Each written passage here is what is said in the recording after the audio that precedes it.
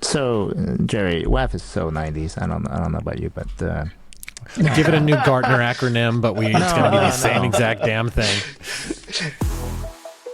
The Adversarial Podcast. Why you gotta be so adversarial? Adversarial. It's time to get adversarial. Welcome back to the Adversarial Podcast. I'm your host, Jerry Perullo, with Sunil Yu and Mario Duarte, as always. Good to see you guys. Quick preview. We have a full plate as usual. We're going to get into some of the tech weeds like we always do. InfoStealer, have to talk about that a little bit. We're going to talk about those DDoS attacks against X and deconstruct it from the security practitioner's viewpoint a little bit. Some WAF stuff. And we're going to wrap up the episode today with some new breaking news on the CISO job market and debate how valid that is. So good to see you guys. What's going on? Mario, what have you been up to? Are things going well over there on the West Coast? Well, I just got back from a trip in the East Coast in Boston. So I was at Secure World. So I was in a plane 6 hours one way or 6 hours and a half on the other, and just got back last night. How about you, Sunil? What's going on? enjoying being home, but it's a brief respite. I'll be back on the road for about 7 weeks straight. Oh, jeez. Wow. How do you do it, man?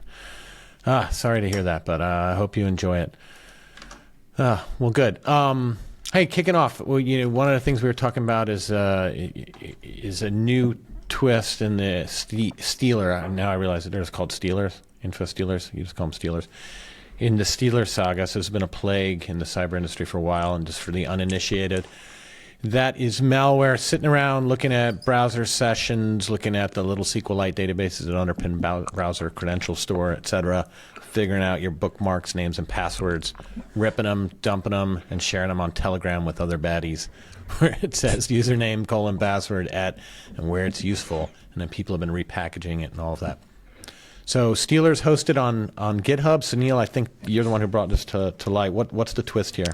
Yeah, so what's actually really fascinating about this is that the delivery was done through Malvertising. And think about this in some respects. Let's suppose you are an adversary who wants to target very specific individuals in various communities. Let's pick males ages 25 to 35 who have a background in mathematics and lives near Columbia, Maryland. Gee, I wonder what that community might be. Oh, by the way, I should say male and females too. I'm sorry for the ladies out there, but that's if you were an adversary targeting, it's hypothetical. So who knows what kind of biases you have? You know what? They'll pick males because they're more gullible than women. So anyway, the perspective here is that if I were to be targeting a very specific community, then what better mechanism than advertising to do that, right? And what's also really fascinating about this mechanism is if you're a researcher trying to recreate the same scenario, you would never see it because you don't fit that demographic. I'm surprised that this hasn't been taken advantage of more frequently, because if I am trying to be a lot more stealthy and very targeted, then what better mechanism than advertising, since that's already a key mechanism that we use that's been successful. For there's a huge market. Google's revenue is largely based on ad targeting, and so you can imagine that these are really, really well refined algorithms that deliver content to a very specific audience. And if you wanted to do that targeting, what better mechanism? And so that was what I thought was particularly fascinating about this InfoStealer attack. Now, I don't know to what degree they've fine-tuned their demographic, but you can imagine if I wanted to steal from a very specific audience or a specific group, that this is the channel to do so. Wow, and the malvertising was embedded in streaming videos. Is that? You're right. So it was an iframe that was embedded in some of the not just streaming videos, but illegal videos. But that's kind of missing the point. I think, so it's pirated streaming. But to a large degree, I think that's kind of missing the point. The advertising ecosystem is pervasive. It's not just tied to this streaming website. If you think anywhere where you go, much of our browsing environment is full of ads. even if you have blockers, there's still lots of ads that still get through. And ultimately, the point is that it becomes a delivery mechanism it becomes a mechanism that you can be co-opted by an adversary to deliver precision targeted content to a very specific demographic. So this is going to seem unrelated, but you just got me thinking. So given that advertising can be delivered, through iframes or whatever, but in illegal pirated content, seems like a bit of a tension there, right? I mean, doesn't that set up an incentive to have more illegal pirated content if you're delivering advertising through it? Not even malvertising. Yeah, I mean, certainly you're trying to draw eyeballs. But that's, again, I think the challenge here is, rather, I wouldn't be too caught up in the fact that this is just within a specific pirating website, and it's certainly there's a certain audience that goes to those things. But if you think broadly on how do you co-opt the advertising ecosystem itself, that is what I think would be of particular concern. So a part of the question then is, does the advertising, what controls does the advertising ecosystem have to ensure that certain content doesn't get delivered to certain, that it doesn't get, that there's nothing malicious, right? And maybe so there's some controls there, maybe there's not. But that's, I think, part of the concern that I would have here. This it's not similar, but it technically reminds me of something where I used to work for a company that was a competitor of AWS a decade or a half ago, just before I was Snowflake. And my team identified a campaign where a website, normal website, some vendor website, would wait for the visitors to come in, and they were looking for a specific client on a browser, a specific client running on a specific either iOS or operating system, whatever that was the case at that time. And what they would do is, if they found the vulnerable one or what they were targeting, they would advance to a different site. And like, so you have security teams that are going in there, and they say they have a patch version of this browser or a patch version of the iOS. And they would go to look at this site, and, maybe they shouldn't, but anyhow, in those days we did. And so we look at it and we say, well, this is a normal website. There's nothing on it.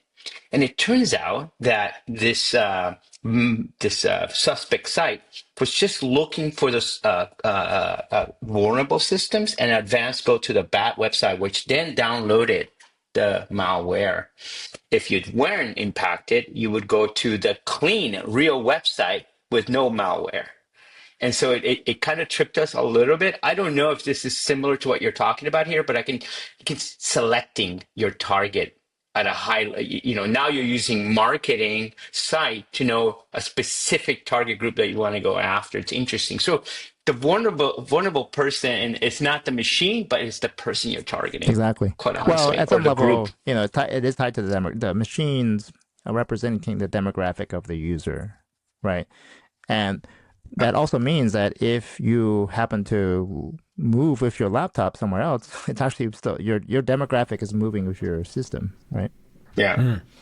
Yeah. I mean, I think it is a recurring theme of targeting. And like to your earlier point, you said something like, you're surprised that more of this isn't happening. But I mean, I guess the point is, you don't know. Mm-hmm. You don't know if it's not happening. That's the whole point, right? That's right. I mean, it's just like another variant of this was geo-based attack redirection, right? Where anyone who scans, I remember this in takedowns and in brand infringement, right? A lot of us in enterprises would pay a lot of threat intel providers to originally look for typo squat domains, and then when it got more sophisticated, it said, let me look for sites that are hosting content that looks like your brand, which is really cool. But what we then found was that a lot of that stuff was geo-fenced. So it's like it's going to show you your brand if you're in Europe, but if you're in the States, it's going to show you a domain parking page, right? And so a lot of those companies had to pivot to scanning from a lot of different egress points. And if you do that, I bet a good alarm, you don't have to bother analyzing content anymore. If you just notice a major diff or targeting, that alone is a red flag that something's going on. Mm-hmm. So who knows how much of this is going on? Yeah. Watering hole attack, kind of, to some degree, I'd say. Yeah. The thing I do want to still consider the pirated video. And it when I read it, I know I get your larger meta points, Neil, and I agree with it. But why did they pick this particular, pirated movies? And the first thing I don't know if you guys remember this movie in early 2000s, Lock, Stock, and Two Smoking Barrels. So, so if you ever look at it, if you remember, so I'm not going to go because it's a little dirty and it's not appropriate for this. But no, it was Guy Ritchie who, yeah, he directed and wrote it. So yeah, it was before Brad Pitt's other version of that. But basically, what ended up happening is, in this case, they would target a particular group that was doing shenanigans. They weren't doing good things, right? But in order to get your money back for these shenanigans you were doing, you had to apply to say, "Can I get my money back?" And they would get a check, and then the check had a name of the company, and it had a really bad name of what they were doing, right? Like the people visiting these sites. So I think, what does this all have to do with this? I'm thinking you knew you were going to a site that posted pirated movies. Imagine going and telling your IT department, if you were running your own, work, if you were using work laptops, to go, "How did this happen?" "Well, I went to a pirated site, or a website with pirated movies, clearly probably violating 1001 different policies, corporate policies. So you probably want to cover your tracks, or maybe not make a big stinker about it, or contact your IT department, because they would find out that you were looking at pirated movies." Yeah, totally. Totally. It's a classic. Yeah.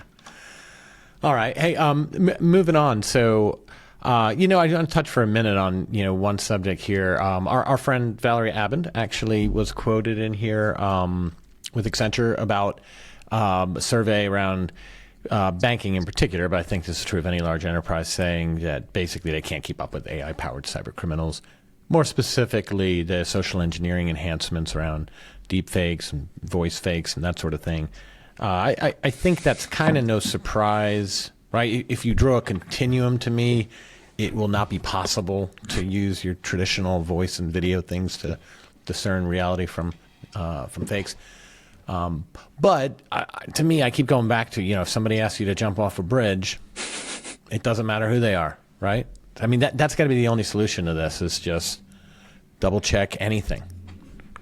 Is that as simple as it is? Yeah, I think you were referring to deepfakes as a concern, or at least one of the concerns that's being brought up. And going back to the movies example, the movie that comes to mind for this one is called Multiplicity. If you've ever remember that one, or if you're, it's more recently, there's a movie series called or TV series called Dark Matter, based on a book called Dark Matter. But anyway, if you think about those movies or shows, it's not about deep fakes, but it's all about deep fakes. When you have a person that is duplicated and the loved one somehow can't tell the difference between one of you have an evil twin problem, and they're basically identical. And I would argue that there's no technology that could distinguish them, right? Exact same memories, exact same irises and biometrics, whatever. Even, the same passwords and whatever. So what they ultimately had to deal with, to counter that, they had to come up with a process-oriented control, which is kind of what Jerry's saying. And to be able to thwart technology-oriented deepfakes that where the detection technology is going to ultimately fail, then you need to fall back on process-oriented controls as well. And I don't see why people are so confounded by that, but to me, it's kind of hey, someone called and said that it was my accountant, and they just wanted to wish me a happy birthday. Do you think they were real or not? Like, who cares? Someone called and asked me to wire him $25,000. Okay, let's stop him. Let's slow down. That seems kind of simple. Have you guys been? I don't know if you have that in where you guys live, but we have a couple of bridges here in the Bay Area, to say the least. And you don't pay somebody anymore, a person. You don't give them money, or at the booth. You just pass advanced go, they take a picture, and then they charge it to your car. And you have an account, you pay it, right? And if you don't have an account, you'll get some email or something on the, naturally you'll get in mail that you need to pay this, and they'll show you a picture of your car. I don't know if you've seen this recently, but there's been an uptick in texts, people receiving texts where they say, we noticed that you went on this day, you drove blah, blah, blah, but you haven't paid your bill. Click this link and go pay it. I don't know if you've Well, seen that. yeah. So actually, Krebs wrote about that, and that one is tied to. It's really fascinating. So there's a Chinese criminal gang that has figured out a way to do to take credit card information that people put in through those.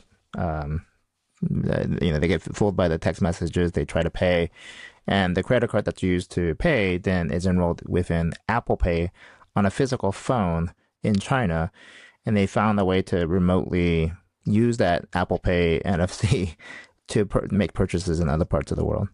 Anyway, that's you can read about that in Krebs, but that's Krebs on security. But yeah, it's an interesting problem space. Going back to the AI one, though, let me offer a meta way to think about this as well. So organizations should be worried that they cannot keep up with AI-powered fill in the blank.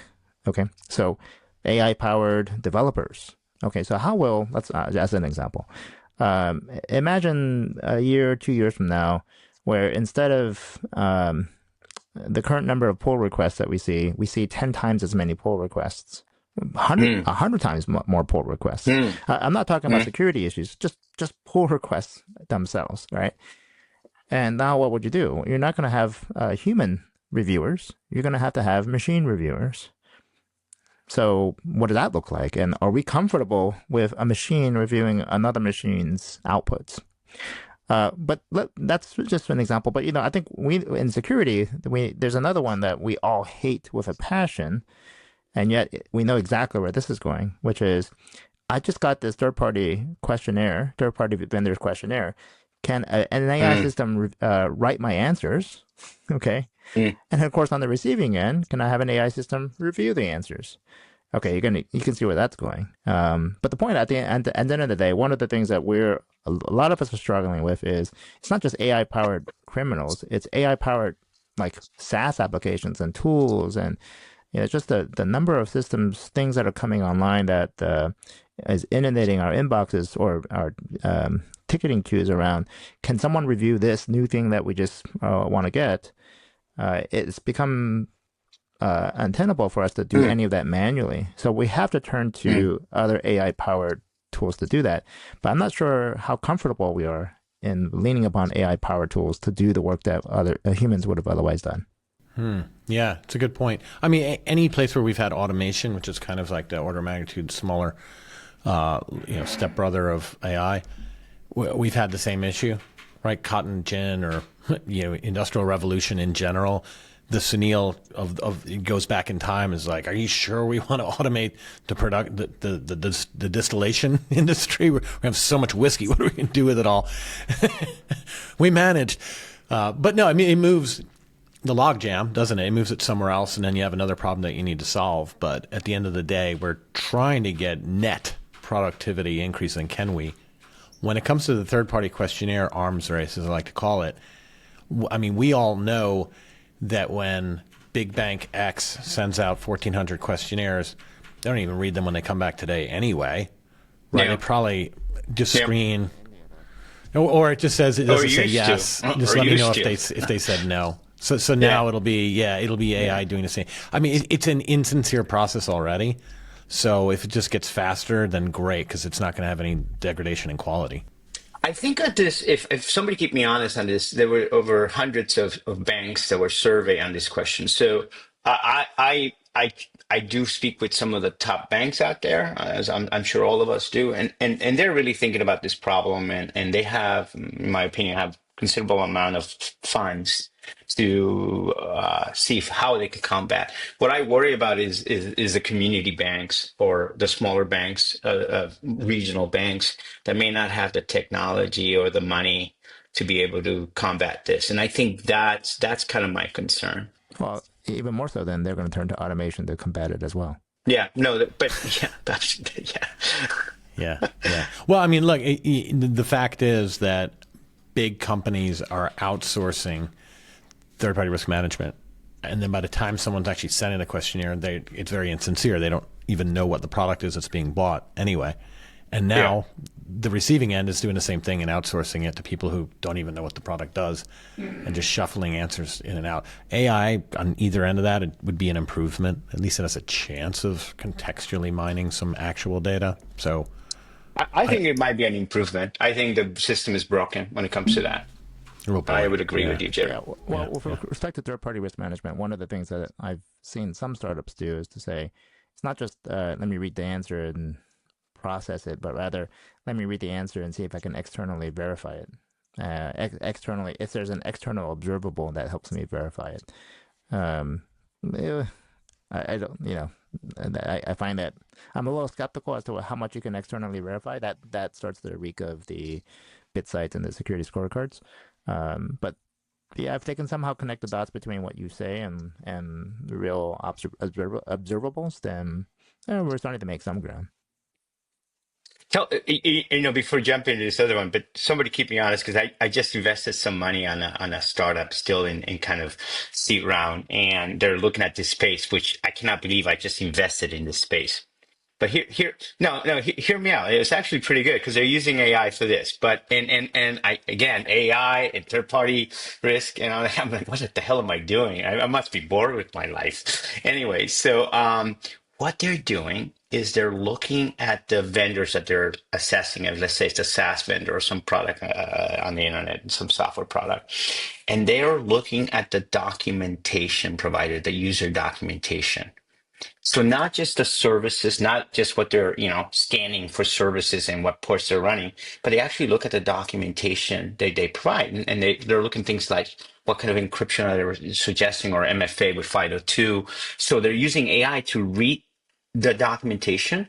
They're also seeing if they can look at publicly accessible, customer support comments and community chats about the product to look at trends and how quickly they identify issues and how quickly they fix them. And so now they're using AI, because this would be impossible for a human being, or even if you had a large team, I think.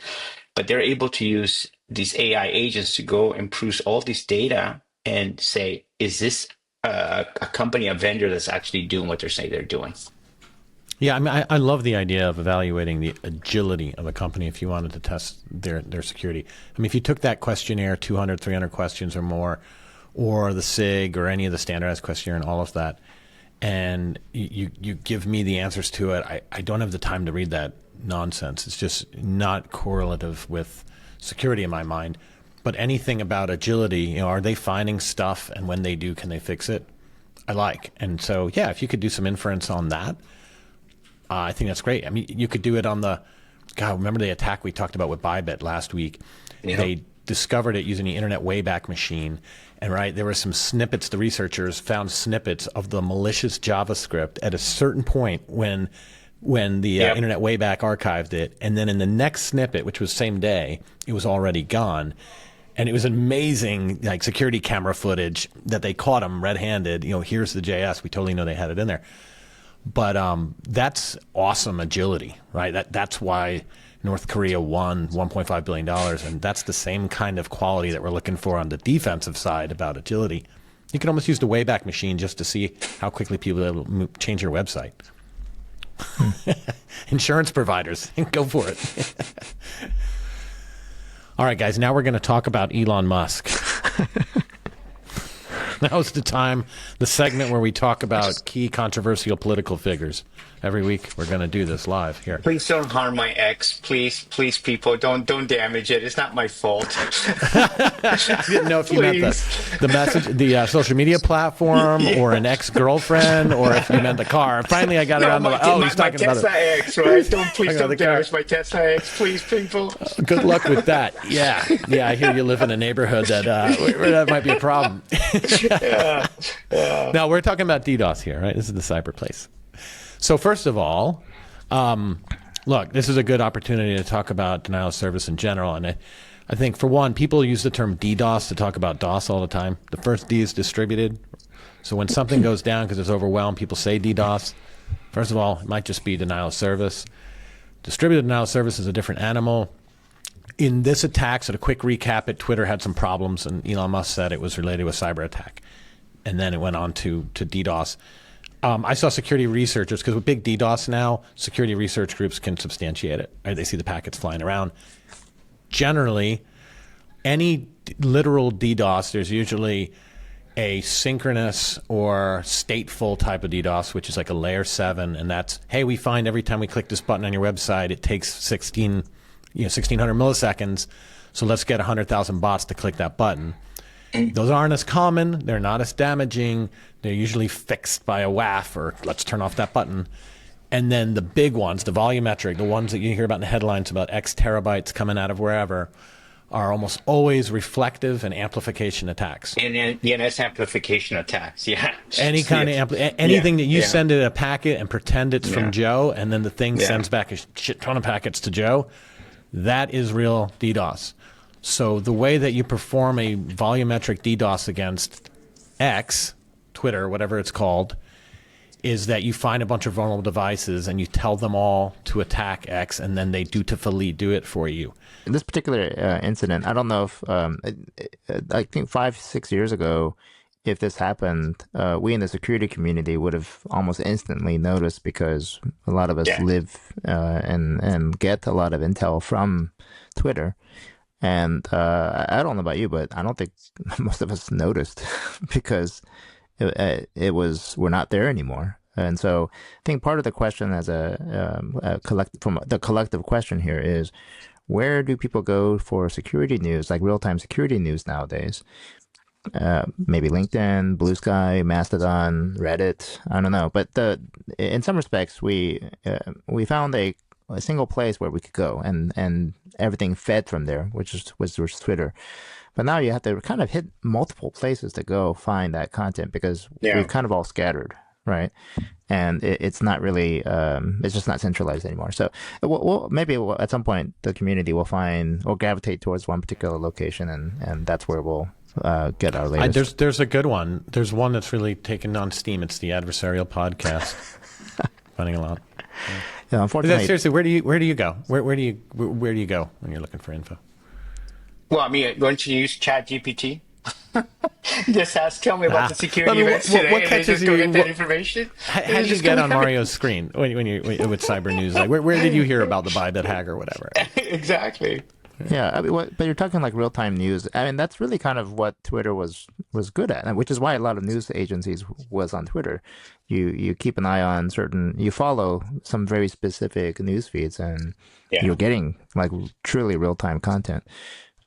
Yeah. Well, I mean, so you mentioned Mastodon. I know I've seen links to that, and I tried it for a little bit and gave up really fast. I kind of hated the idea of things being diluted and all over the place, decentralized. I kind of hated that. And for me, it might be embarrassing, but why not? I think it's LinkedIn and Slack, and by Slack I mean groups, that are like security practitioner groups that have a few hundred people or whatever. That's the main thing for me. All right, the Elon Musk segment of the show is over. Another topic here, though, changing gears onto BYOL. So a friend and I started calling this whole thing BYOL because we realized when you say BYOD, or bring your own device, people assume you mean phones, and it's so confusing, especially for non-cyber execs. So we started saying BYOL, meaning can you access the corporate resources from your home computer?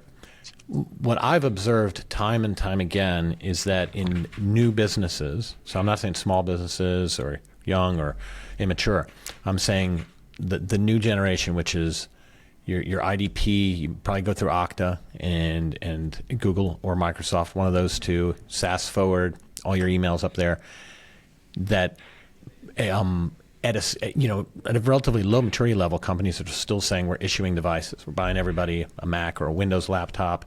Why? Why are they going to spend $3,000 each for security? That's going to come up in there somewhere. So they feel that just saying use your own computer is not very mature. It's kind of embarrassing. Probably can't pass SOC 2, whatever. So they're spending $3,000 a pop. And I'll contend that maybe even the majority, or at least a huge chunk of those companies, the employees have no technical control forcing them to use that device. And they could just log into Okta from their home computer, get to all the exact same stuff, download all the data, put all outside those auspices. And that's kind of a ugly, awkward state people have tripped into until someone tells them about it and makes them aware of it, and then they got to make a call on it. Is that intentional? Or is that okay? Or is this a big gap that everybody needs to figure out how to close? So let's talk about the problem space in a more systematic way. And what I'll talk about it is different levels of substrate. Okay. So way back, the substrate was, let's say, the network, meaning your presence on the network granted you access to corporate resources. And in some respects, it didn't really matter what device you used, but the being on the inside the corporate environment meant that you had access to corporate resources. We of course know that was a bad idea, and so we said, okay, we need to have more secure or assured devices to ensure that the devices are secure, because the devices live outside of the network as well. So the network substrate was no longer there. Now we say let's use the device substrate. Okay, but if you think about it, what we actually interact with nowadays most often is a website. Okay, so the question is the device substrate the right substrate to put our security controls on? We understand the network substrate isn't anymore. So if the resource that most of us access is on the web, then should the browser be the substrate that we use to put our security controls on? Yeah. Yeah, that question sets up the notion of enterprise browsers, protected browsers. Yeah.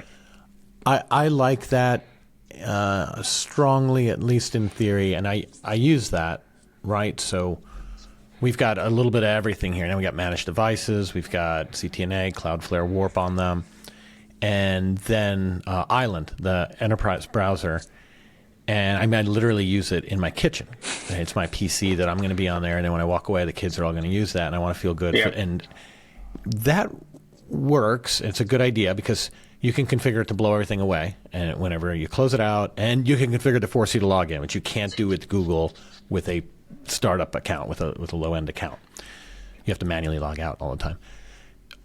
When I think about pushing that into these new companies that I'm talking about, the problem quickly becomes most of them are technology and software companies, and it's not just like one or two people in QA need to try Safari and Firefox and Brave and all that. Yeah. It's like half the company.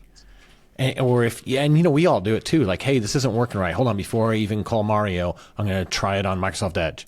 Right? To pull that away and be like, no, it's only going to work on one browser is really tough. And to convince someone that all the testing on Island or Talon or I just heard Netscope has one too, I guess now. And they're all Chromium based. The ones I know of are, and the other ones I'm sure they're all Chromium based. So and the theory is that, hey, the testing is fine and valid because it's Chromium based. It's all the same, but it's not. I mean, like we grew up doing operational rigor, and you do things like really identical. You don't just say really close, right? So that's going to always be a limiting factor, and I don't know that anyone's really going to have ubiquitous access from just enterprise browsers. Well, I agree and fully agree on that point. It is really the question of at what level do we feel like that the substrate itself is important for us to secure? And if the answer is we need to secure the underlying substrate, the device, because we need to be able to do some operation across 5 different browser types. Okay, then that's what you have to secure. So you bring your laptop. Philosophy falls apart depending upon what substrate that you primarily operate on. And bring your own laptop works if you can be substrate independent with the device. We already know we can be substrate independent with the network. And to a large degree, I can argue that more and more of our digital work life is substrate independent from, again, the device that you're using. Does it matter that you're using a Windows or a Mac nowadays? Not really, right? You can still operate most of what you do just through your browser. Again, but that's what I'm saying. If the question is really fundamentally, what level of dependence do you have on the underlying substrate? Yeah.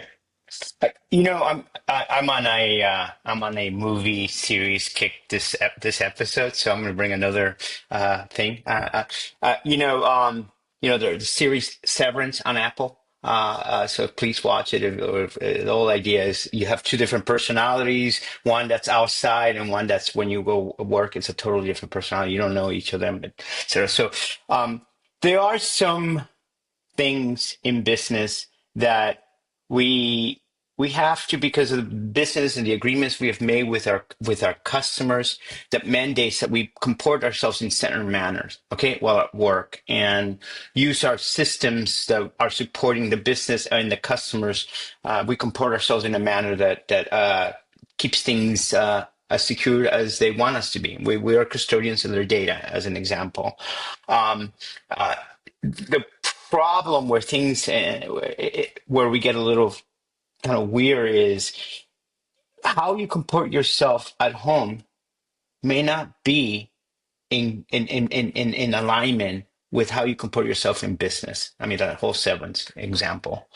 And if those things are not matching as well, do you really want to bring your laptop, your personal laptop, where you're doing whatever you're doing, that may not align with the policy, security policies of your company? Do you really want to bring that laptop into the business world?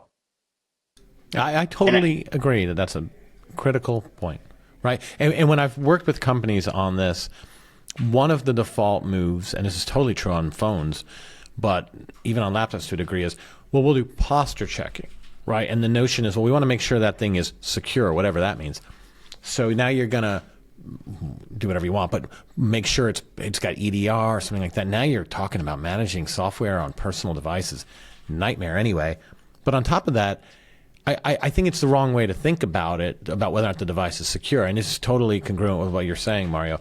It's not that it's not secure, it's that it's not ours, right? And people become, non grata really fast in the business world. And all of a sudden, that person that you're having some employment dispute with, oh, also, by the way, they've got all kinds of not ephemeral, data all over their desk, because every time they open a Google Doc, it was there. They sync down all the code base, all of that. It's okay. It's John. It's our friend. Not anymore. So if you look at it like that, I mean, the thing hopefully is even more secure than the company-managed devices, but it's not ours. So, I think that's a big deal. And if companies can understand that and get it and say, yeah, it's a risk we're willing to take, then that's great. But I think a lot of them don't. When they're turned on to that, they go, wait a minute, what? Somebody could log in and do that? And I mean, there are things that we do at home that, again, the behavior might not align. Maybe you have I don't know, you're into whatever, and that conflicts with the security policies of your company, that you should not have that kind of whatever that is in your laptop.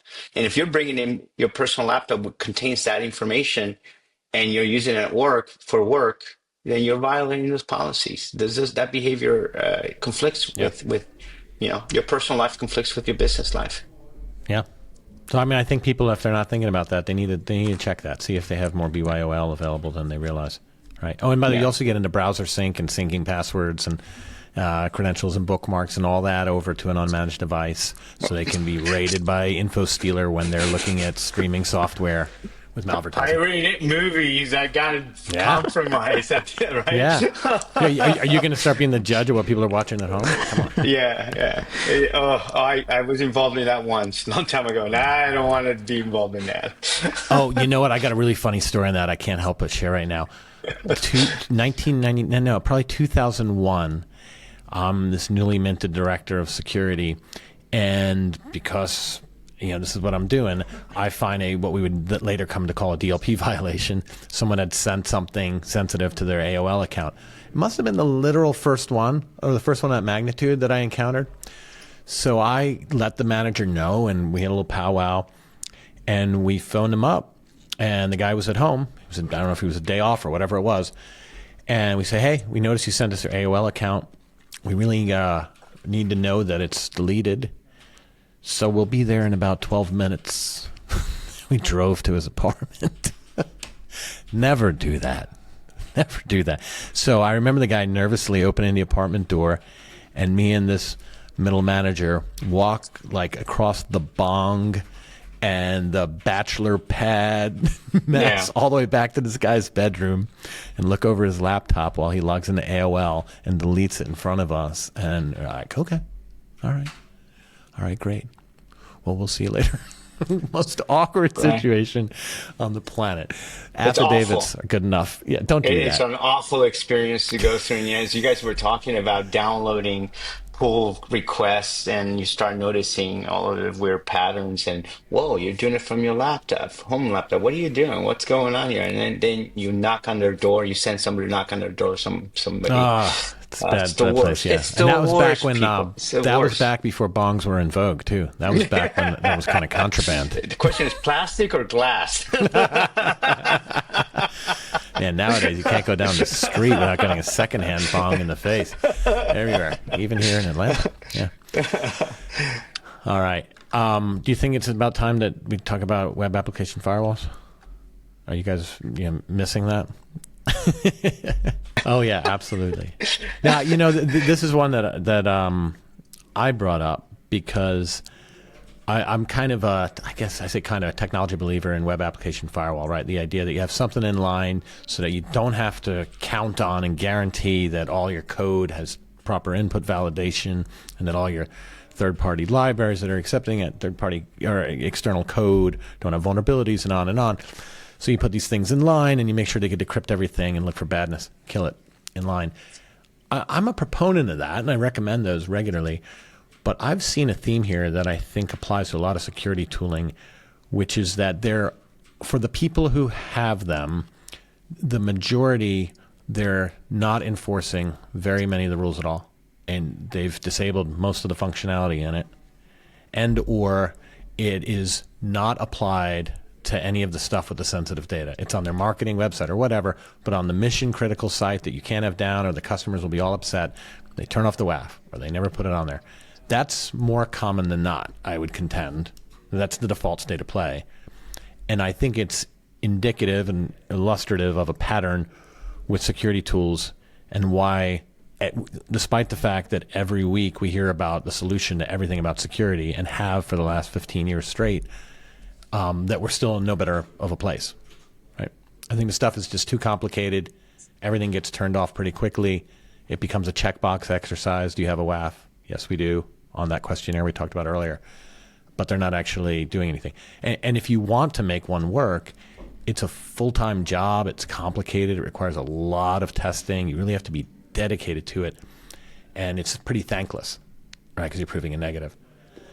So I think, WAF is just an example of something that if people want to take it seriously, they've got to study that thing and dig in and audit it and do it again every 30 days.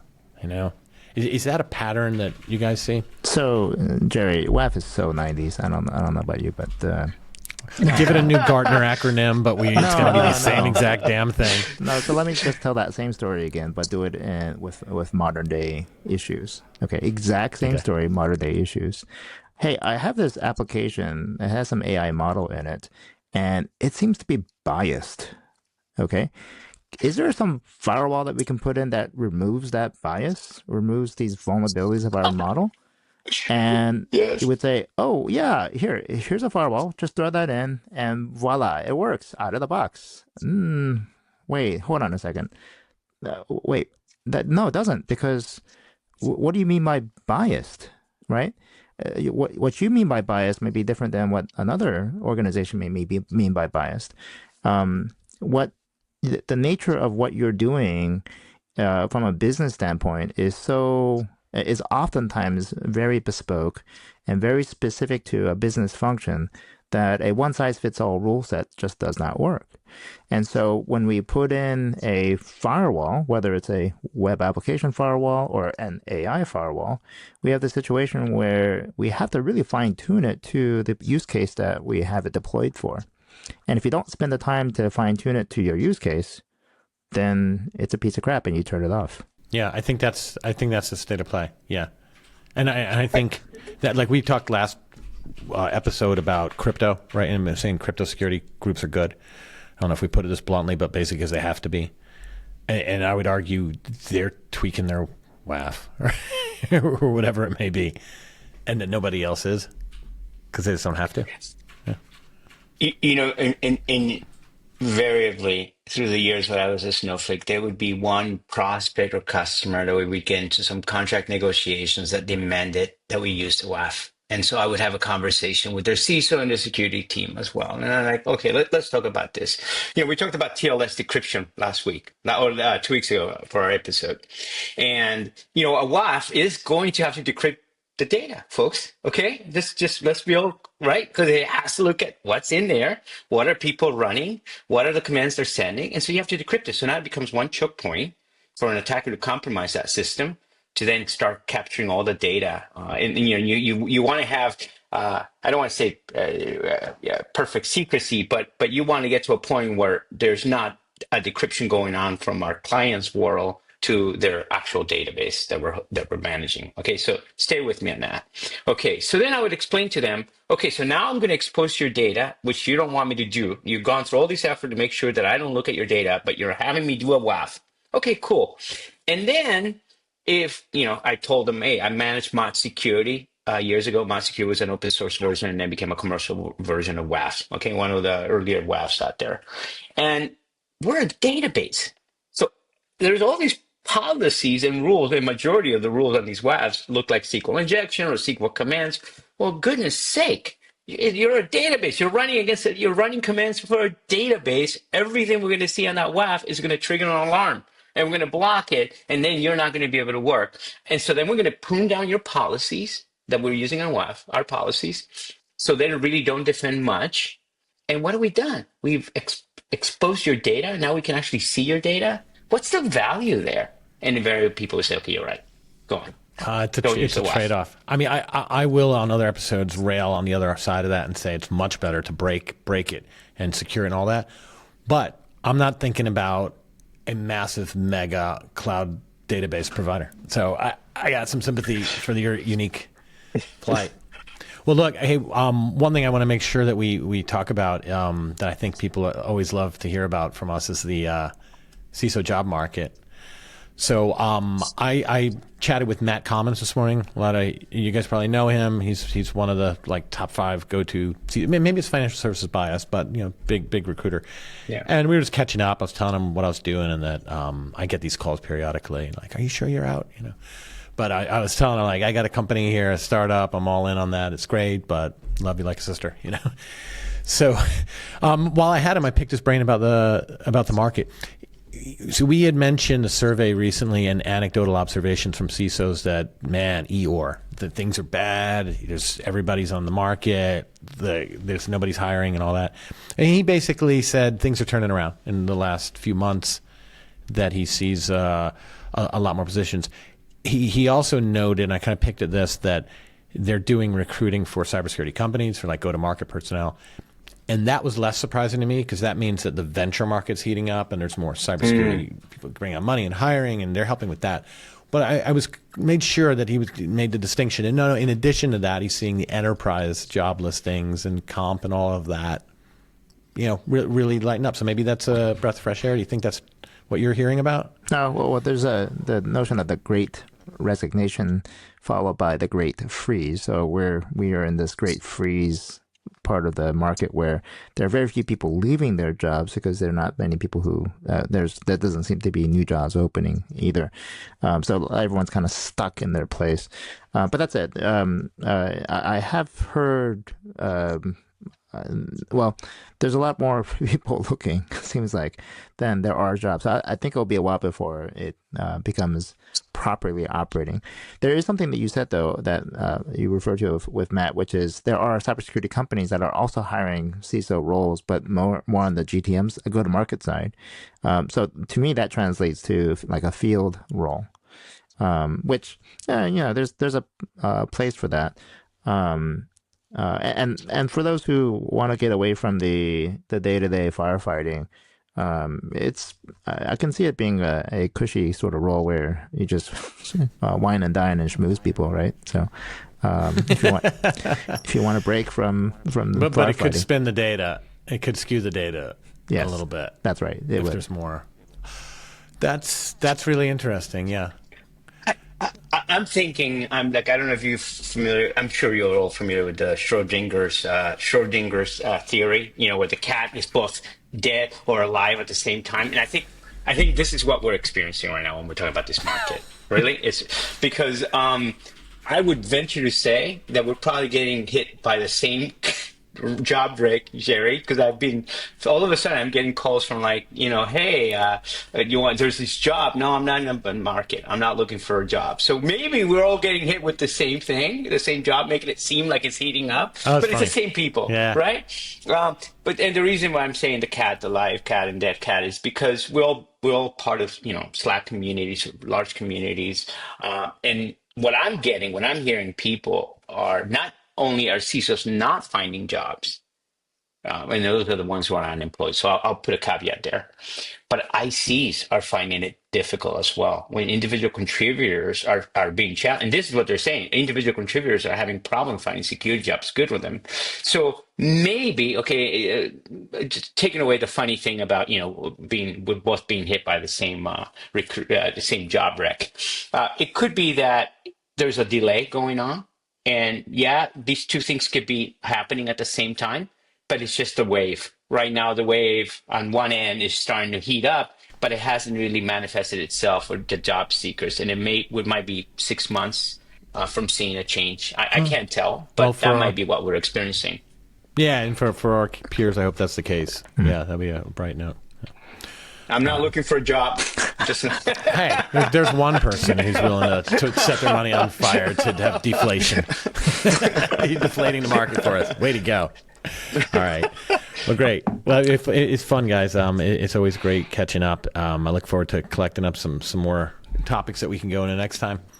And Sunil, next time we talk, I bet you'll be on the road somewhere, but safe travels. Thanks. I mean, I go home on the weekends, but yeah, most of the weekdays will be out and about. All right. Well, good seeing both of you guys, and look forward to catching up soon.